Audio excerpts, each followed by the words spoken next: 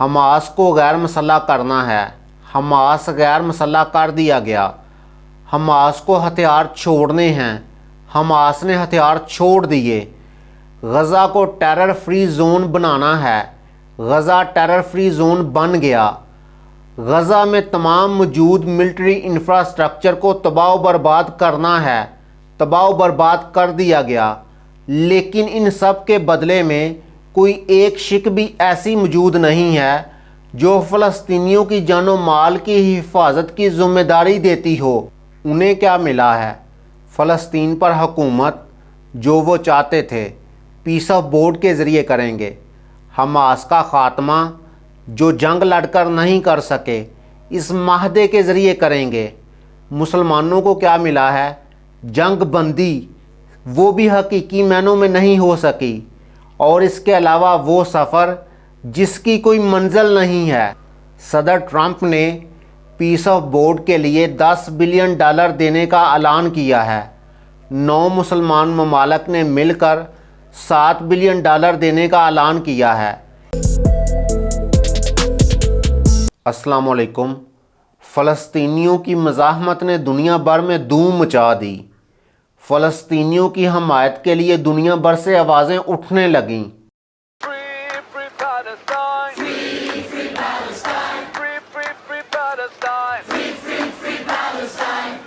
یہ آوازیں اتنی زیادہ مضبوط تھیں کہ وہ مغربی ممالک جو اسرائیل کے سب سے بڑے اتحادی تھے وہ بھی فلسطین کی ریاست کو ماننے کے لیے مجبور ہو گئے۔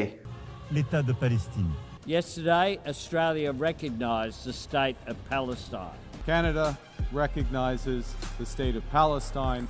Ireland last year, with Spain, Norway and Slovenia, recognized the state of Palestine. European ممالک کا فلسطین کی ریاست کو تسلیم کر لینا فائدہ مند تو ہے، لیکن جب تک صدر ٹرمپ یعنی امریکہ فلسطین کی ریاست کو تسلیم نہیں کرے گا بات نہیں بنے گی، کیونکہ امریکہ ایک سپر پاور ہے اور وہ دونوں فری کین پر پریشر ڈال کر ریاست کا قیام کروا سکتا ہے، جیسے انڈیا اور پاکستان پر پریشر ڈال کر اس نے جنگ رکوا دی تھی۔ If you look at India and Pakistan, they were ready to go at it. 7 planes were shot down. ابھی تک صدر ٹرمپ فلسطینی ریاست کو تسلیم کرنے کے عمل کو بالکل ہی مسترد کرتا ہے، اور یورپین ممالک کا فلسطینی ریاست کو تسلیم کرنا صدر ٹرمپ کے مطابق ایک غلط اپروچ ہے۔ Your countries are going to hell. شاید اسی وجہ سے صدر ٹرمپ نے غزہ کے لیے اپنے 20 نکات پیش کیے ہیں۔ یہ 20 نکات کیا ہیں، اور ان 20 نکات میں ایسے کون سے فلاز ہیں جو آزاد فلسطینی ریاست کے راستے میں رکاوٹ بن سکتے ہیں؟ کیا ان 20 نکات پر عمل کر کے آزاد فلسطینی ریاست معرض وجود میں آ سکے گی؟ ابھی جو پیس آف بورڈ کی میٹنگ ہوئی ہے اس میں کیا طے پایا ہے، اور دنیا اس پیس آف بورڈ کے بارے میں کیا رائے رکھتی ہے؟ ان سارے سوالات کے جوابات آئیے تفصیل سے جانتے ہیں۔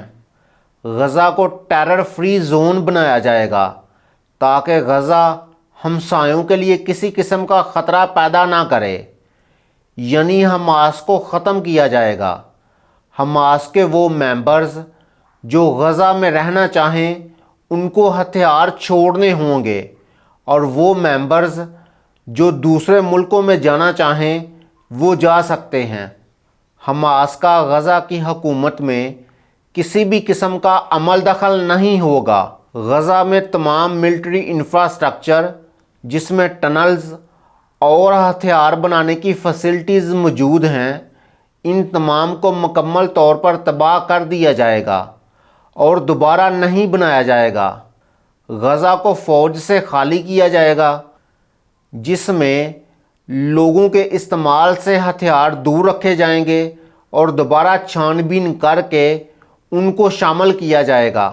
یہاں شامل کرنے کے لیے پولیس فورس کی بات ہو رہی ہے۔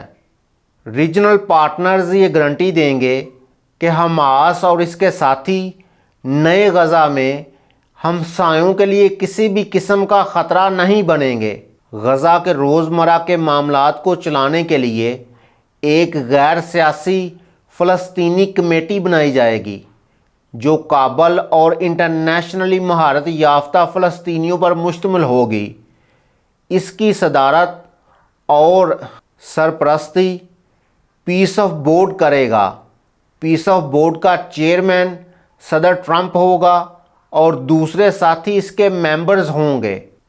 پیس آف بورڈ پالیسیز بنائیں گے اور غزہ کی تعمیر نو کے لیے فنڈنگ کو مینج کریں گے جب تک فلسطینی اتھارٹی اپنی ریفارمز کا ایجنڈا مکمل نہیں کر لیتی۔ کسی بھی فلسطینی کو غزہ چھوڑنے کے لیے مجبور نہیں کیا جائے گا، لیکن اگر کوئی جانا چاہے تو وہ جا سکتا ہے اور جب واپس آنا چاہے واپس بھی آ سکتا ہے۔ امریکہ دوسرے ملکوں کے ساتھ مل کر ایک عارضی انٹرنیشنل اسٹیبلائزیشن فورس بنائے گا جو غزہ میں تعینات ہوگی اور غزہ میں پولیس فورس کو ٹریننگ دے گی۔ اس معاملے میں مصر اور جارڈن کی رہنمائی لی جائے گی۔ پھر انٹرنیشنل اسٹیبلائزیشن فورس غزہ کی پولیس فورس کو ساتھ لے کر مصر اور اسرائیلی فورس کے ساتھ مل کر غزہ کے بارڈر کی حفاظت کرے گی تاکہ کسی بھی قسم کا ہتھیار غزہ میں داخل نہ ہو سکے اور غزہ کی تعمیر نو اور چیزوں کی آمد و رفت میں آسانی رہے۔ انٹرنیشنل اسٹیبلائزیشن فورس غزہ کی پولیس فورس، اسرائیل کی فورس اور مصر کی فورس آپس میں تعاون کرنے کے اصول پر رضامند ہوں گی۔ اسرائیل غزہ پر اپنا قبضہ نہیں کرے گا۔ جیسے ہی انٹرنیشنل اسٹیبلائزیشن فورس غزہ پر اپنا قبضہ جما لے گی اور استحکام آ جائے گا تو اسرائیلی ڈیفنس فورسز غزہ سے نکل جائیں گی۔ شرط یہ ہوگی کہ غزہ مکمل طور پر فوج سے خالی ہو جائے تاکہ اسرائیلی اور مصر کے شہریوں کے لیے غزہ کسی بھی قسم کا خطرہ پیدا نہ کرے۔ اسرائیلی ڈیفنس فورسز غزہ کا علاقہ انٹرنیشنل اسٹیبلائزیشن فورس کے حوالے کریں گے اور انٹرنیشنل اسٹیبلائزیشن فورس غزہ سے نکلنے سے پہلے ایک ٹرانزیشنل اتھارٹی بنائیں گے۔ اب صدر ٹرمپ کے ان 20 نکات میں فلاز کی بات کرتے ہیں۔ حماس کو غیر مسلح کرنا ہے۔ حماس غیر مسلح کر دیا گیا۔ حماس کو ہتھیار چھوڑنے ہیں۔ حماس نے ہتھیار چھوڑ دیے۔ غزہ کو ٹیرر فری زون بنانا ہے۔ غزہ ٹیرر فری زون بن گیا۔ غزہ میں تمام موجود ملٹری انفراسٹرکچر کو تباہ و برباد کرنا ہے۔ تباہ و برباد کر دیا گیا، لیکن ان سب کے بدلے میں کوئی ایک شک بھی ایسی موجود نہیں ہے جو فلسطینیوں کی جان و مال کی حفاظت کی ذمہ داری دیتی ہو اور یہ گارنٹی دیتی ہو کہ اسرائیلی کسی قسم کا نقصان فلسطینیوں کو نہیں پہنچائیں گے، ان کے گھر نہیں توڑیں گے، ان کی دکانیں نہیں توڑیں گے، ان کے کاروبار کو نقصان نہیں پہنچائیں گے اور ان کو پکڑ کر جیلوں میں نہیں لے جائیں گے۔ کوئی ایک شک بھی ایسی نہیں ہے جو فلسطینیوں کی جان و مال کی حفاظت کی ذمہ داری دیتی ہو۔ اب آپ بتائیں کہ وہ فلسطینی جن سے ہتھیار چھین لیے جائیں گے، جن کا ملٹری انفراسٹرکچر تباہ و برباد کر دیا جائے گا، وہ اسرائیل کے لیے خطرہ ہیں یا اسرائیلی جن کے پاس جدید ہتھیار موجود ہیں اور ملٹری انفراسٹرکچر موجود ہے؟ تو یقیناً آپ کا جواب ہوگا کہ اسرائیلی فلسطینیوں کے لیے خطرہ بن سکتے ہیں۔ لیکن اچنبے کی بات یہ ہے کہ ان 20 نکات میں یہ تو گارنٹی مانگی گئی ہے کہ فلسطینی اسرائیلیوں کے لیے کسی قسم کا خطرہ نہیں بنیں گے، لیکن فلسطینیوں کی حفاظت کی کوئی گارنٹی نہیں دی گئی۔ جب فلسطینیوں کی جان و مال کی حفاظت کی گارنٹی موجود نہیں ہے تو پھر اس بات کی کیا گارنٹی ہے کہ فلسطینیوں کو آزاد ریاست دی جائے گی؟ کیا ان 20 نکات پر عمل کر کے آزاد فلسطینی ریاست کا قیام معرض وجود میں آ سکے گا؟ جیسے ہی غزہ کی تعمیر نو کا سلسلہ آگے بڑھتا ہے اور فلسطینی اتھارٹی रिफॉर्म्स का एजेंडा ईमानदारी से तय करती है तो हो सकता है कि फ़लस्तीनियों को उनकी ख्वाहिश के मुताबिक हक़ खुद अरादियत के ज़रिए अलहदा वतन दिया जाए, तो यहाँ भी हो सकता है कि आज़ाद फ़लस्तीनी रियासत का क़याम अमल में लाया जाए।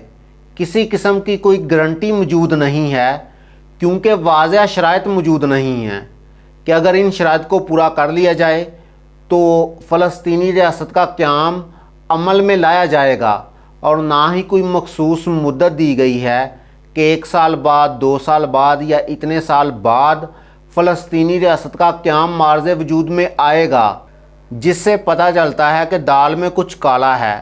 अगर अमेरिका ने फ़लस्तीनी रियासत को मार्ज़ वजूद में लाना होता तो सीधी सी बात थी कि अमेरिका फ़लस्तीनी रियासत को तस्लीम करता, और फिर क्या था कि यूनाइटेड नेशन सिक्योरिटी काउंसिल की पीस कीपिंग फोर्सेस दुनिया भर में अमन कायम करने के लिए भेजी जाती हैं।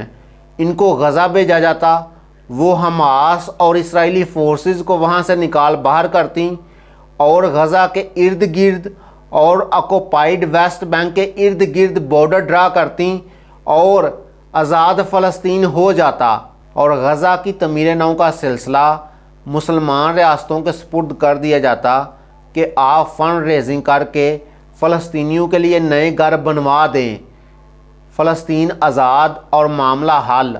लेकिन ऐसा होता नहीं है। तो इकबाल का शेर यहाँ पर बहुत फिट बैठता है कि करते हैं ग़ुलामों को ग़ुलामी पे रज़ामंद और तवीले मसाइल को बनाते हैं बहाना।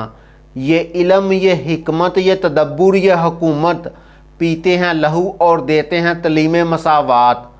ये इल्म, हिकमत, ये तदब्बुर, लहू पीते हैं और तलीम इस बात की देते हैं कि तमाम इंसानों के हकूक़ बराबर हैं। उन्हें क्या मिला है? फ़लस्तीन पर हुकूमत जो वो चाहते थे पीस ऑफ बोर्ड के ज़रिए करेंगे। हमास का ख़ात्मा जो जंग लड़कर नहीं कर सके इस माहदे के ज़रिए करेंगे। मुसलमानों को क्या मिला है? जंग बंदी, वो भी हकीकी मायनों में नहीं हो सकी, और इसके अलावा वो सफ़र जिसकी कोई मंजिल नहीं है। गज़ा के लिए इस पीस ऑफ बोर्ड की मीटिंग में क्या तय पाया है? 5 मुसलमान ममालिक Kazakhstan, Kosovo, Indonesia, Morocco and अल्बानीन, ये 5 ममालिक गज़ा के लिए अपनी फ़ौज भेजने के लिए तैयार हैं। मिस्र और जॉर्डन गज़ा की पुलिस फ़ोर्स को ट्रेनिंग देने के लिए तैयार हैं, और American general jasper Jeffers international stabilization force का कमांडर होगा। सदर ट्रंप ने पीस ऑफ बोर्ड के लिए $10 बिलियन देने का ऐलान किया है।